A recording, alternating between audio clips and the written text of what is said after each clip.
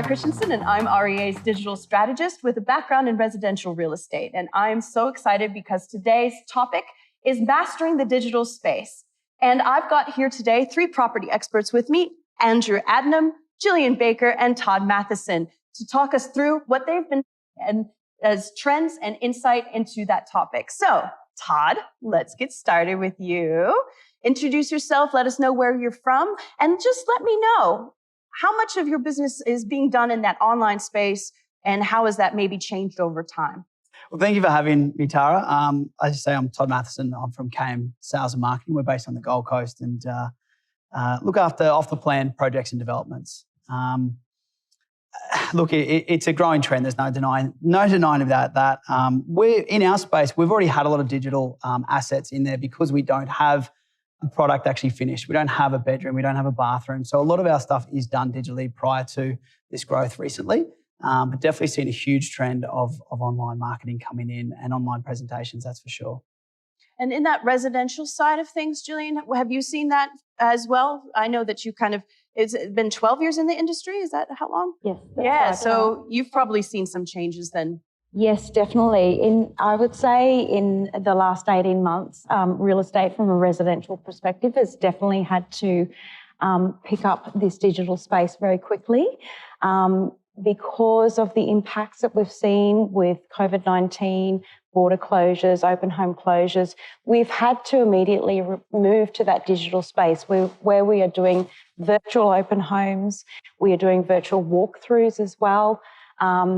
And we have to be instant.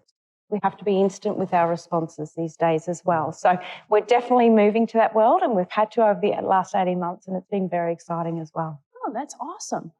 Now, commercial is not one that we normally think of with that space. So have you seen anything? So I'm Andrew Adnam and I work for CBRE. Look, we've definitely seen a shift going back from when I first started. I think people would, a high level number, they'd say use 1% of the purchase price on marketing, and a big portion of that was to print. And I think there's been a real shift away from that's evolved over a period of time where I guess the onus is on digital marketing. You know, you run a print campaign and you have one or however many days in the paper, and while you have a marketing campaign which is online and you've got 90, 100 days exposure, depending on the listing that you get.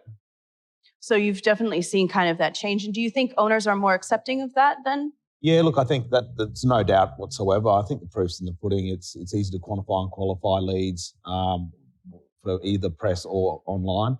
And there's no question that online is delivering, from our perspective, more of that inquiry outside of our database. How about for you, Gillian, with sellers? Have you noticed that at all? Have you noticed it? Is there any pushback on, paying for online marketing?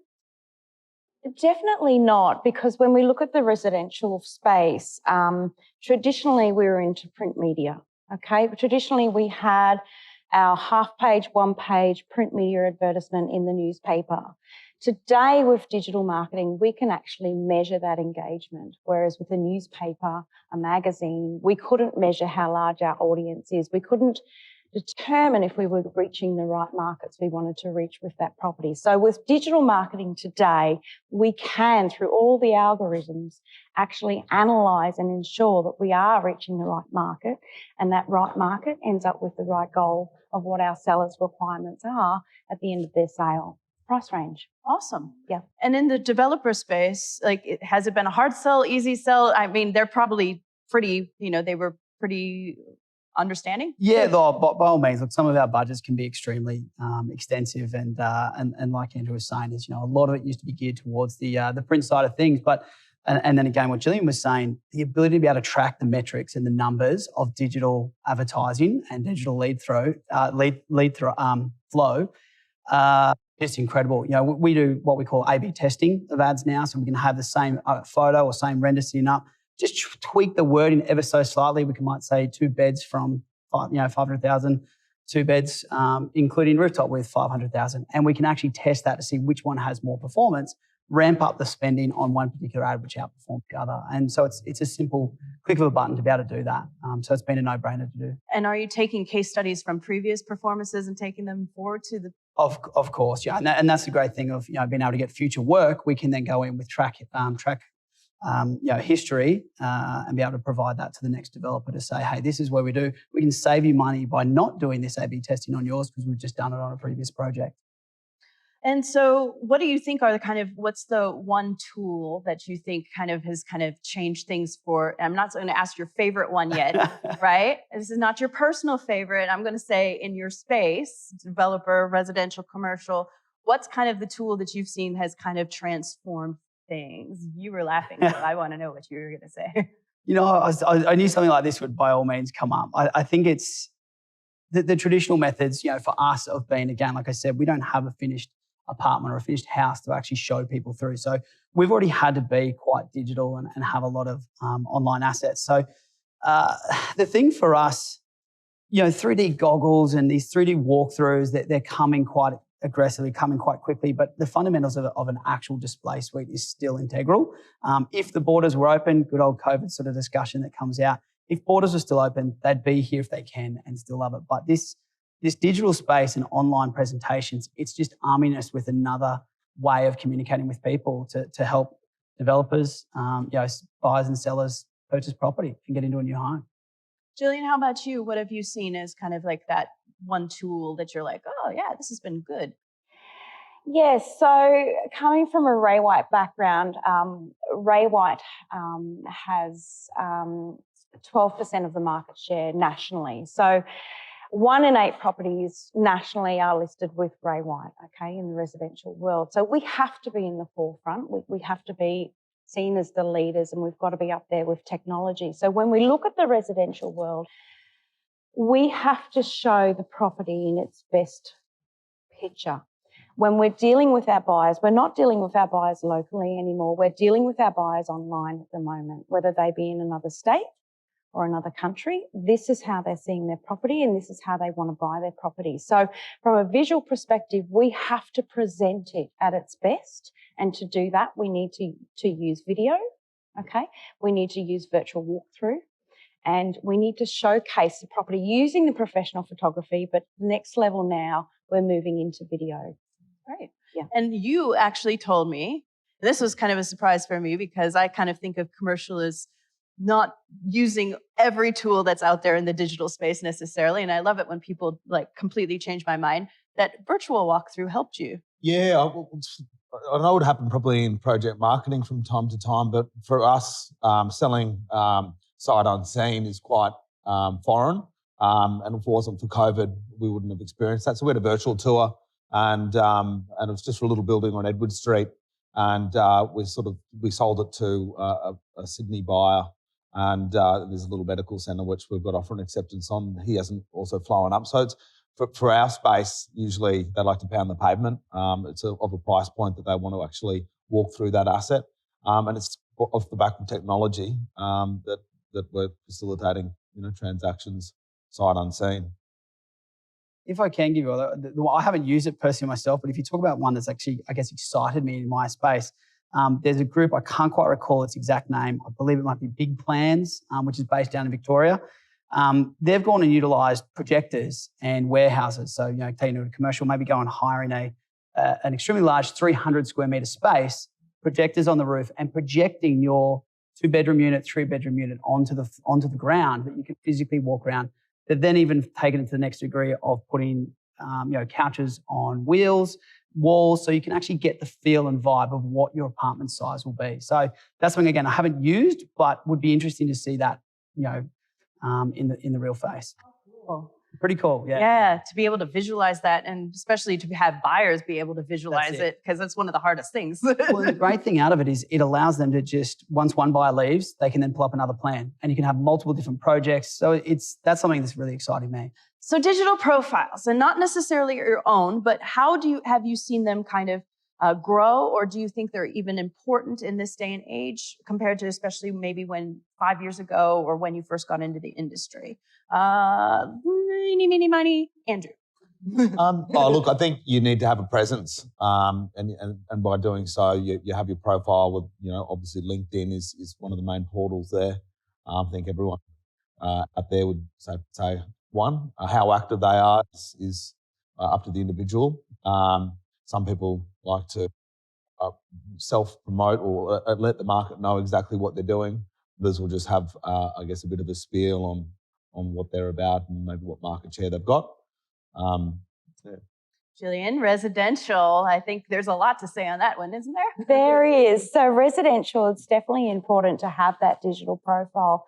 99% of millennials do use social media when they're in that consumer mode. So definitely you do need to have that presence across those platforms, Instagram, Facebook and LinkedIn, as you say, and the consistency across those platforms.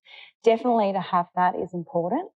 I think from a listing perspective, the change hasn't happened where we are doing presentations online through questionnaires and so forth yet. I don't believe we'll ever get to that stage. Listing a property or when it comes to the consumer selling a property, this is a big moment. Okay, there's lots of things in the background as to why they're at this journey, why and how they reach this journey of their life. So face-to-face communication when you're in a listing appointment, I believe, is essential. Through face-to-face communication is where you actually have an understanding of body language. Body language is so important. Body language is where you can read emotion, tension, you can read personalities, you can read sense of urgency, and you can have that one-on-one understanding with your client. At the end of the day, when they choose an agent, the most important thing is trust. They're going to use someone who they know, like, and trust. To grasp that, I still believe it needs to be face-to-face. Excellent. And do you agree, disagree? What do you think? Yeah, I believe so. It's there's no denying people still love face-to-face communication. I think if we can get face-to-face, we'll always try for that. But again, in this sort of COVID world, having this digital platform to be able to communicate has just been another feather in our cap to be able to sort of help people get a new home. But I guess going back to the digital profiling thing you mentioned there as well, we looked at it as two sides in our business. That there's the B2B, so and then also the B2C. So we don't necessarily look at our digital footprint as trying to get buyers as per se. We do use platforms like yourself, realestate.com and other mediums, I won't mention here. But we've got other ways where we get leads like that. For our actual digital profile, we more so rely on your LinkedIn and things like that to get new business. It's actually to showcase to people what we can do and what we're capable of. So that's us getting new business is how we utilize our digital footprint. Awesome. Yeah. Now, the last question. My favorite. Will you be replaced by computers? So do you see your roles becoming fully digitized or not in the future? And I think I already know the answers since everybody on that couch especially was like, nope, emotions face-to-face needed, but we'll ask anyway. So we'll start with you and we'll end with Andrew. Yeah, well, look, again, going back to Gillian there, you can never say never. I'm one of those optimists that with what's going on out there with AI and so on and so forth, there's no denying that there's an element that could come in that could replace a lot of our business, the whole thing. I'm not going to be naive to say that it won't. But again, I do believe it's one of the biggest purchases of people's lives. It's probably especially in residential and off the plans. Commercial may be a bit different, but it's the purchase of their family home. It's the purchase of their first home. There's a lot of emotion involved. That's the side of the buyer. But then you go to the seller side of things. All due respect, with even buyers at the moment going directly to sellers, are they actually getting the best price? Is there that person in between that should be there negotiating that? Because ultimately, your job is to get the best price for the seller. And I think whether a computer is going to be able to actually do that, who knows? I won't say no, but let's hope not. Gillian, yeah?